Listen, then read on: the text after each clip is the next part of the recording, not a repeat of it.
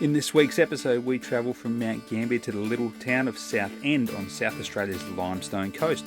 We stay at the Southend Tourist Park, which is situated right on the beachfront with some amazing views. We get stuck on the beach in some really soft sand on an incoming tide on our way to Beachport, and then we venture over to Robe and check out what Robe has to offer.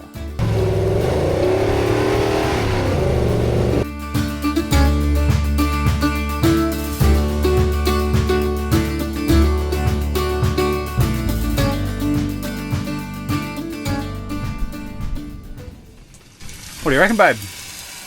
This is a pretty amazing spot, and we've jagged a really good site right across from the beach. How long were you staying for? I've got 4 nights here. 4 nights? Oh, we might need to extend that. I think it's going to be pretty special. Pretty good, isn't it? Literally we are right across from the beach with a little access track down there, and the water here looks sensational. It's nice and blue. Fingers crossed for the weather.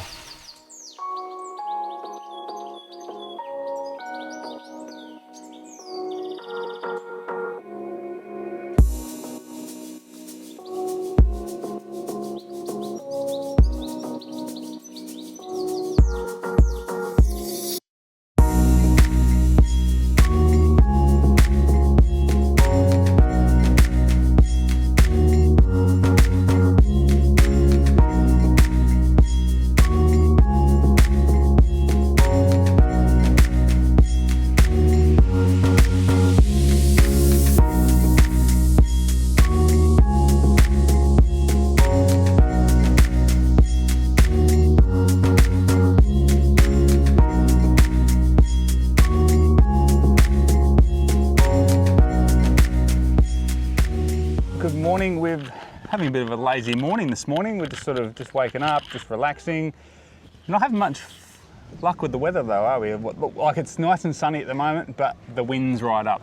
Yeah. So we had to pack the awning away last night. It was getting way too windy, and it's still a bit windy this morning. So what are we going to do today?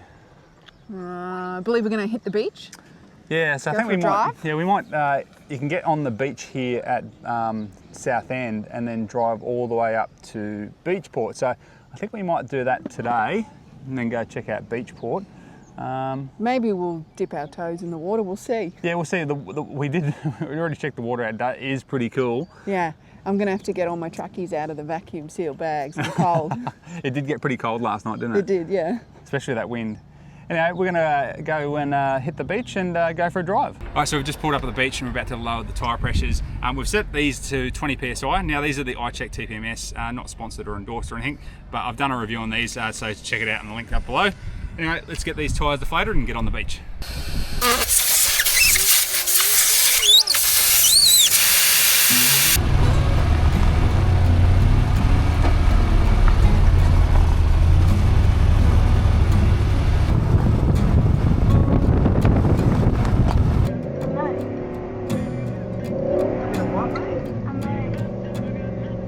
I think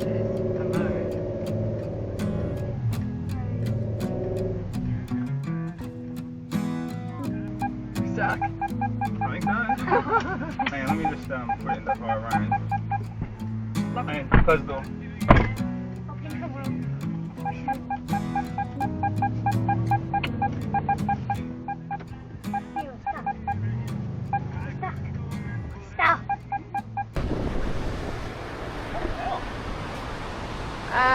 Whoopsies.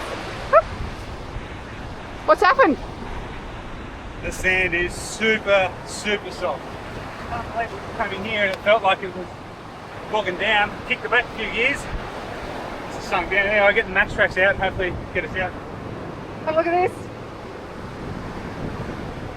Got ourselves into a bit of mischief.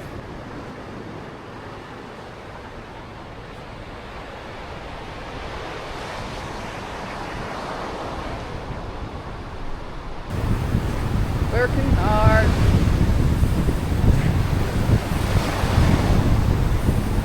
This is what you felt like doing today after your workout already? Yeah.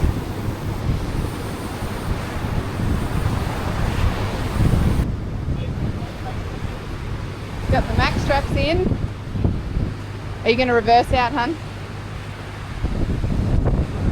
Yeah, so what I'm going to do, I end up reversing out. Looks like it's still reverse back and maybe even move up to the high side to get around. If not, old mate's just set up there. He's got a ute winch and whatever. We can probably do something there. But, yeah, we'll try this first. Dropping the pressures down to 10, and hopefully that should do the trick.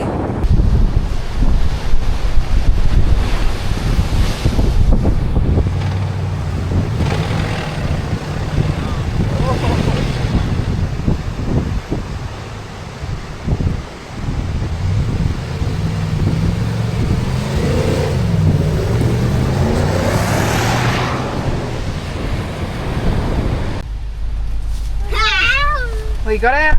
Whoa, that was soft sand. That was really, really soft. We ended up having to go down to 10 psi, and I backed up, and it sort of felt like I was getting stuck again. I was like, oh, I'll just try to nudge it forward, and it started to go.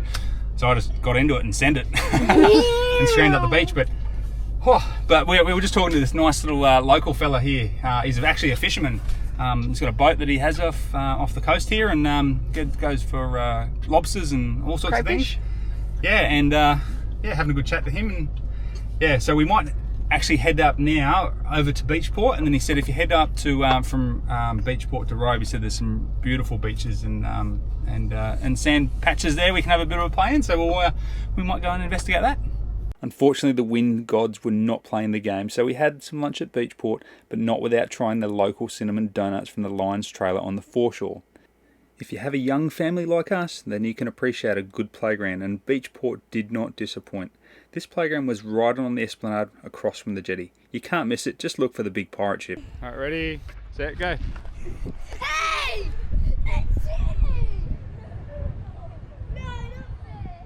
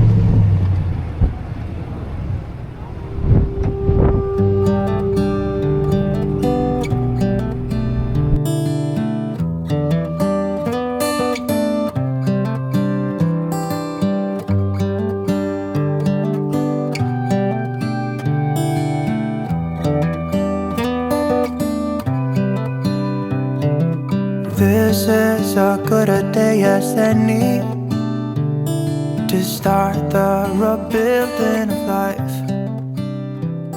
The roads that lay open are many.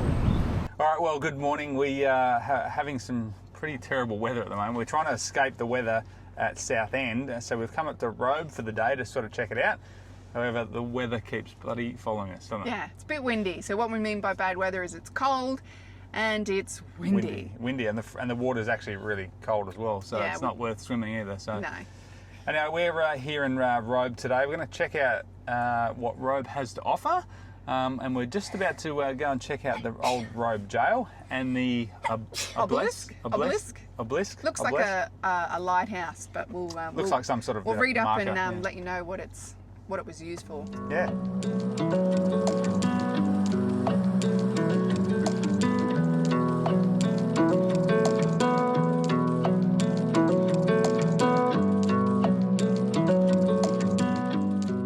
So we're here visiting Robe's old jail. It's pretty interesting. So it first opened in 1861.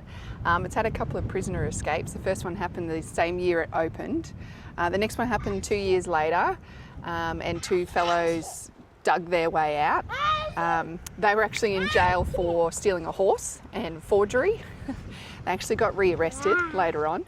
But behind me here there's some small cells. There's a storeroom, there's the jailers' rooms where, the jail keepers would have lived. And it was only open for like 20 something years. They shut it down in 1883 because there just wasn't enough, guess, criminals Bad people. to justify keeping it open. So yeah, it's pretty fascinating. You've got to come check it out.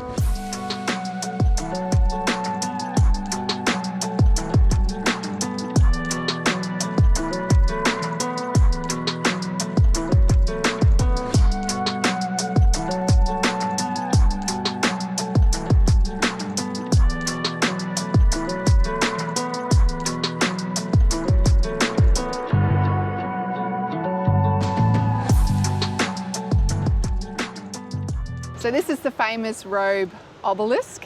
I don't think I've said that right, but I'll give it my fair go. This was built in 1855 to be assist with ships during the day and navigation, but during the day. And it was originally just painted all white. And then 7 years later in 1862, they painted some red stripes on it, which is what you can see behind me here and what we know today. They also housed rocket launchers, which they would use to assist if ships got shipwrecked in wild weather and storms. It's very cool, and you can read all about it and how they built it and how they got the equipment out here. It's very interesting. But you can't go out any further because no, this is as far as we can go, and they're sort of saying that because of the sandstone that it's on, it's actually at risk of falling down. Yeah. So, you know, if you want to come see it, you better come see it before it goes.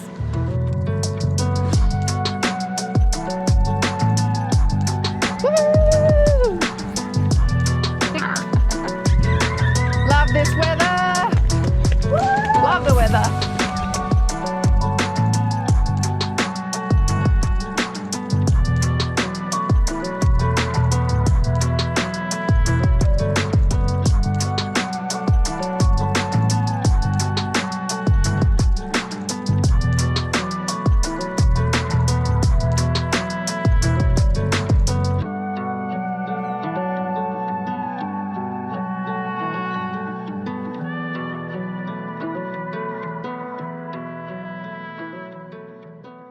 So Sarah's just found on the map that Robe has a chocolate factory, so we're about to head on in and check out what they've got. Oh, thank you. Hello.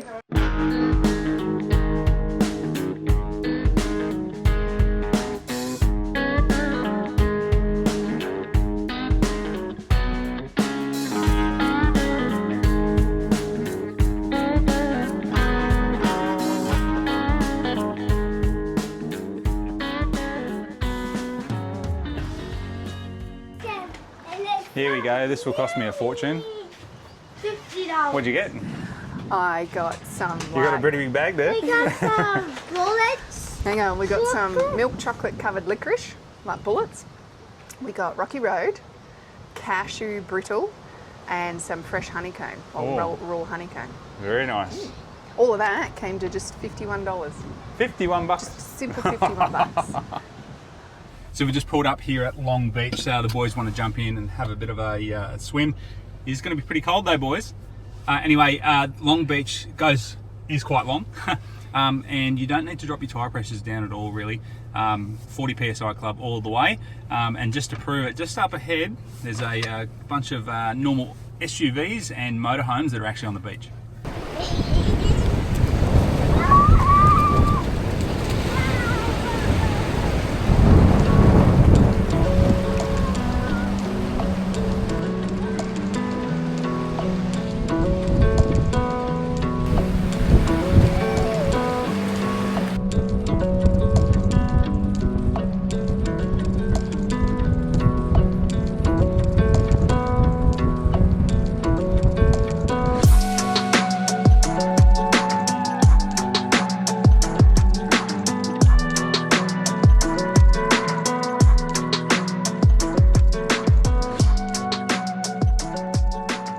So we've stopped in at Woke Wine Cutting. Now this is about 20 minutes from Beachport, and it's a pretty critical little bit of history here.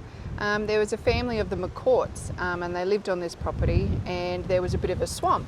And in order to get that water flowing so that the farming and vegetation and everything could thoroughly work, they had to create this cutting, and they did it over 3 years. It was only two guys, one gent by the name of something McCourt and another guy by the name of something McIntyre. And it is, and was at the time, the largest privately civil works construction. So it wasn't government funded, it was funded by the McCourt family. It is about 1 kilometre in length, and at its deepest it's over 28 metres deep. They had to use some explosives and some machinery, and Adam would have caught some of the machinery in the footage. Yeah, so pretty interesting, and if you read all the little signs it tells you all about it.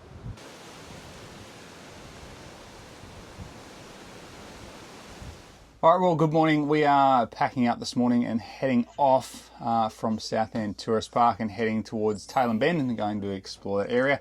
But we just thought we'd give it a bit of a wrap up of our trip so far here down on the Limestone Coast. So we stayed here for 4 nights sort of in total, and it was $35 a night for an unpowered beachfront caravan site. Literally, we are right across the road from the little beach. Stunning views. Yeah, awesome little views. You can see all the jetty and all the boats tied up and everything like that. So it's really, really nice. Unfortunately, we had pretty average weather. Well, probably below average weather. Like, it's the middle of January. I'm in a jumper. It's 7 degrees outside. Like, it's ridiculous. Unfortunately, we didn't sort of get out and do the things that we wanted to do. Yeah, there was no swimming or fishing or taking the boat out involved. We did spend as much time as we could in the car and in the van, avoiding the wind because it was freezing cold. But we did manage to get out and about. We did a bit of a day trip and took the car on the beach and went out to Beachport, and we went and visited Robe as well. Yeah, so this area is absolutely amazing, and I'd love to come back here when we get really good weather, when it's not 7 degrees outside in summer. Yeah. So we also saw dolphins. Yeah. And we got stuck on the beach. Yeah. Yeah, we did get stuck on the beach, and obviously you'll see that what sort of happened. But yeah, more about the caravan park. So there is toilets and showers and a laundry here. Now the water is not potable, so it's a bore water which has been salt softened. So when you go actually have a shower in the shower, it's actually really salty. It feels like you're almost like showering in seawater, but. I still felt clean afterwards. No, I still felt clean, yeah. Yeah, it was just unusual. If you didn't know, you would kind of be like, why is this so salty? But it was really good. They had like, I had Mad Monday, and they had like a couple of little food trucks here, and a coffee van, and a wine and spirits van, and stuff like that. So these guys are doing some really great things for this sort of park, and it's only a small park, which is nice. Yeah, it's quiet. Lots of fishermen here taking their boats out. Well, when we were here, didn't take their boats out because it was so choppy. Anyway, we're moving on to Tailem Bend today, and then we're going to go around and explore that area, probably get out to Harndorf and check out Murray Bridge and all that type of thing. And until next time. Thank you for supporting us and watching, and if you do enjoy the content, please like and subscribe. And until next time, we'll see you around. Bye. See you on the road. Bye.